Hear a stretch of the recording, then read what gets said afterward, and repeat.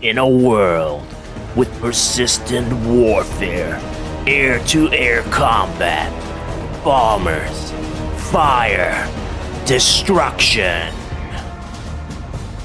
Well, boys and girls, we're just gonna have to wait a bit longer. That's right, devs declared SIVA a no-fly zone, at least for another couple of months. With them just announcing today that the Airborne update won't be ready for summer, which is just as well because it's nearly fall.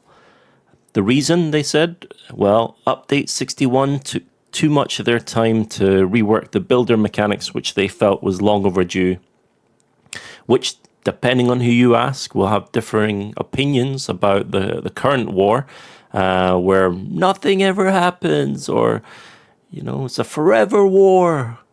But some people are happy their islands don't get messed with and ships can't come and do some free PvE like they're used to. So the current war is kind of stagnating. It's going on a bit longer than everyone had hoped for. But again, that's just Foxhole, right? If no one gives up, then the battle rages on. But the devs did release a patch for update 62 to get us excited. But honestly, outside of the storm cannon overheat changes and the Ignifist buff, there really isn't much to note, I guess, of the thing. So it's a bit of a nothing burger, if you like. But on the bright side, the devs did give us a bit more information on what Airborne is potentially going to bring. However, let's just say they did a really bad job underselling it. And I don't know if that's just them being Canadian and they're trying not to get our hopes up, or they feel that there's going to be something missing from the fundamentals of the game.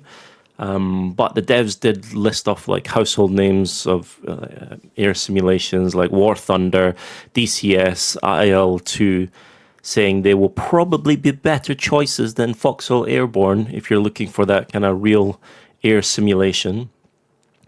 And that's not in a Carlsberg, if Seigecamp did Airborne games, they'd probably be the best in the world type delivery. No, I think they were really just setting expectations, I guess. But I guess Seigecamp, you need to work on your marketing, dudes. We've been waiting 9 months for this. You're supposed to get us hyped. We were almost there, and you kind of pulled it away. But we can forgive you, Seigecamp. We want to be teased. We want to be excited about this.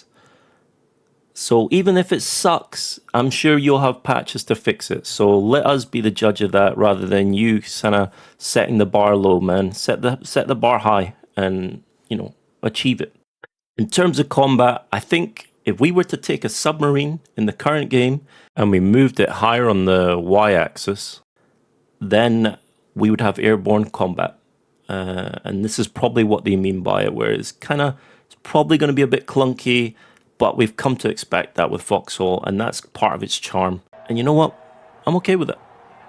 If I can live out my flyboy fantasies as Tom Cruise as Maverick or Tom Hardy in Dunkirk, I'm going to be happy, and I'm sure many other players are going to be happy.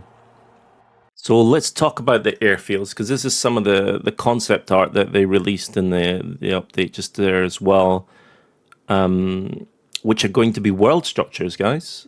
What are world structures, you ask? Think refineries, MPFs, town bases, bridges. They're going to be a fixed structure in many hexes, couple of hexes. We'll have to see. But everyone and their mother is going to want to get an airplane, and that means madness. This is Sparta!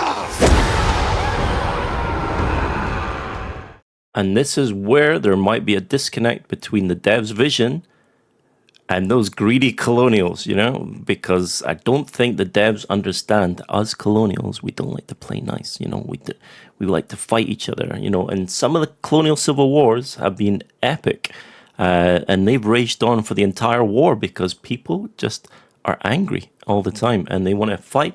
If they can't fight the enemy, they're going to fight themselves. Or even on the Warden side, the famous works off between the Warden Navy and Turbo. Here to enforce the rules of works. Turbo has the claim of this field. 82DK is also in works. They're here to enforce the legitimacy of works and its bureaucracy. Over the claim to the field, that's going to be the same. The claim to the airfield. So how does the dev man going to expect us to share our toys when I can imagine large colonial clans just building bloody walls everywhere, locking them down with bunkers? It's going to be tighter than Area 51 to get into your airfield. But I guess it's going to be like you build your own planes in your facilities, you take the parts there together, and maybe you can construct them, or you have to take them to the airfield to construct them. But it's going to be like, boy racers meeting at the local kind of Tesco or Asda and showing off their planes.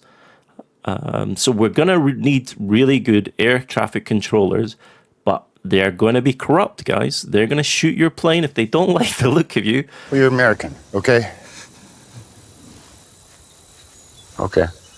What kind of American are you? They're going to shoot your plane, and you're just going to have to deal with the consequences. Or the devs hopefully have considered this and thought out a great solution.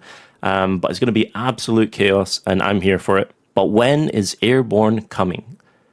The devs usually do a winter update, seeing as we missed the summer one now.